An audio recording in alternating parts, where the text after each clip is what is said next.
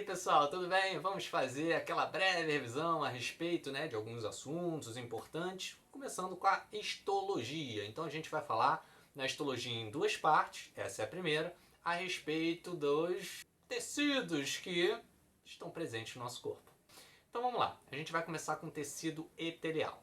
Lembrando, o que é um tecido, Então começando com o tecido epitelial, que está presente, por exemplo, na nossa pele. Lembrando que a pele é um órgão, não é um tecido, formado da epiderme e derme. Epiderme de tecido epitelial, derme já é tecido conjuntivo. O tecido epitelial, ele tem células justapostas, aqui ó, bem grudadinhos umas nas outras, com pouco material intercelular.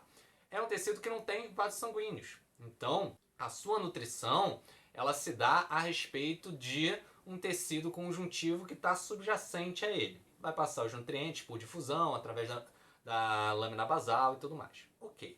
Bem, o tecido epitelial ele pode ser classificado quanto ao número de camadas e quanto à sua forma. Quanto ao número de camadas, pessoal, ele pode ser simples, quando tem uma camada só. Pode ser estratificado, quando tem vários estratos, várias camadas. Ou pode ser pseudoestratificado. É quando ele parece, olhando no microscópio, que tem várias camadas, mas na verdade ele tem uma só. Por isso o prefixo pseudo.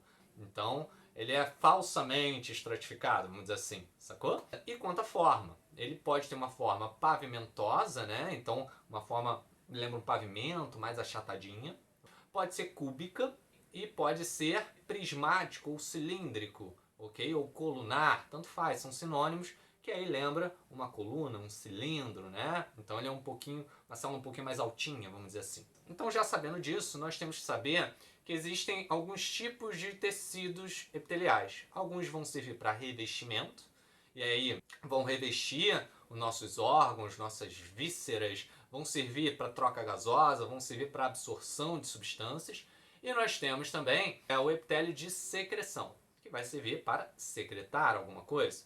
Nessa de secreção nós temos glândulas. As glândulas podem ser exócrinas, quando joga para fora do corpo ou para alguma cavidade, ou seja, não joga para o sangue, tá? As endócrinas, que jogam para o sangue, e as mistas, que acabam tendo uma porção da sua glândula que joga para o sangue, uma outra porção que joga para alguma cavidade. O pâncreas, por exemplo, é um grande exemplo. De endócrina nós temos a tireoide, o adrenal, tem outras. E exócrina a gente tem, por exemplo, glândula sudorípara, sebácea.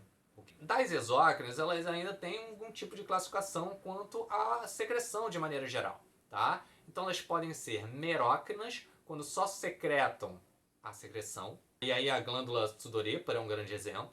Nós temos as apócrinas, que vai sair a secreção, mas parte do componente celular daquela glândula, das células daquela glândula, Então tem a glândula mamária, por exemplo.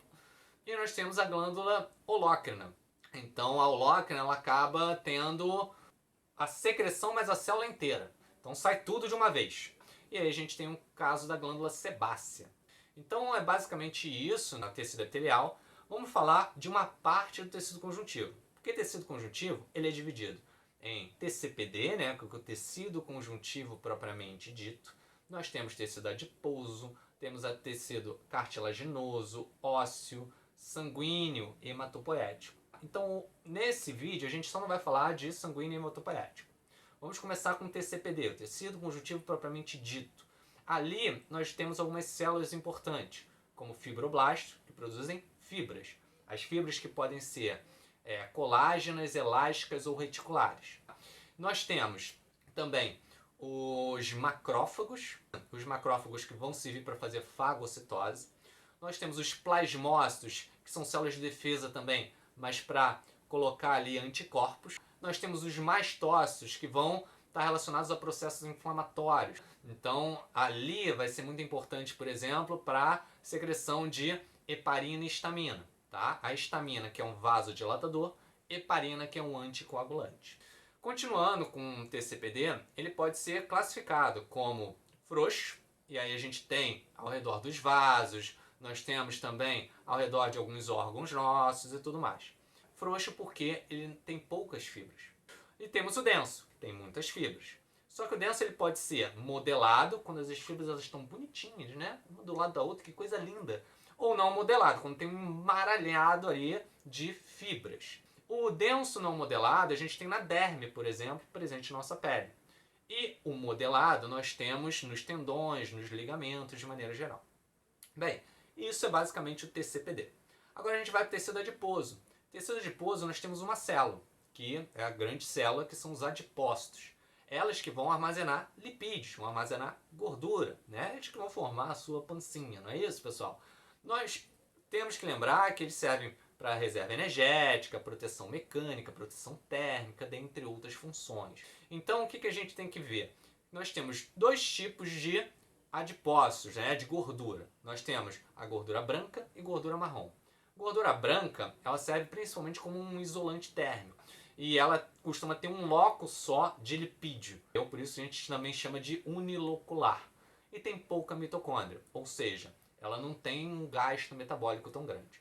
Já a gordura marrom, que a gente também chama de multilocular, é porque tem vários locozinhos, né, várias bolsazinhas de lipídios, tá? E ali tem mitocôndrias pra caramba. E a mitocôndria serve para a produção de energia, essa energia que gera calor. Então a gordura marrom, ela gera calor e está muito presente em recém-nascidos. Quando a gente acaba crescendo, se desenvolvendo, a gente vai desenvolvendo mais gordura branca ou unilocular.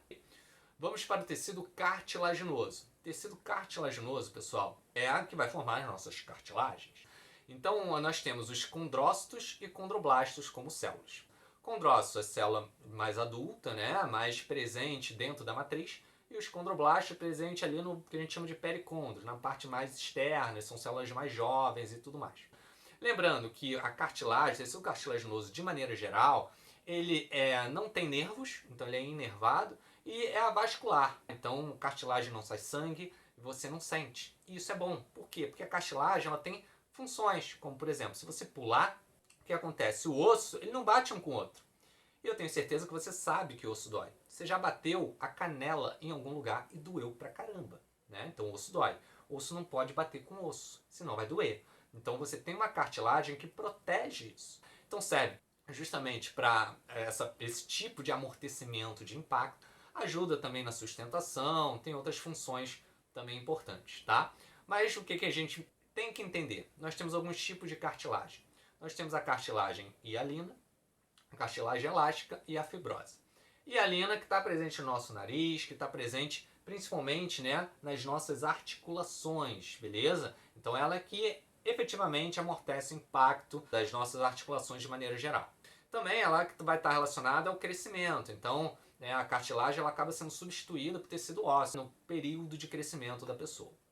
Então nós temos a cartilagem elástica presente na nossa orelha, por exemplo. A cartilagem hialina, ela tem uma quantidade moderada de colágeno. A elástica ela já tem uma quantidade menor. E tem a fibrose. A fibrose ela tem uma grande quantidade de colágeno. O colágeno é uma proteína muito importante, que serve como resistência para muitos tipos de tecidos. A cartilagem fibrosa está presente na nossa coluna vertebral. Também está presente no nosso joelho, tá? Que o joelho também acaba amortecendo bastante impacto. Então, a coluna vertebral ela tem que ser bastante resistente e isso acontece. Então, a gente vai parar aqui por tecido cartilaginoso. A gente vai ter um próximo vídeo que a gente vai completar tecido ósseo, tecido sanguíneo, hematopoético e ainda vai falar de muscular e nervoso. Beleza? Fico por aqui. Um grande beijo para vocês. Não esqueça, dá aquela curtida, compartilha o vídeo com um amiguinho e até a próxima. Tchau, tchau.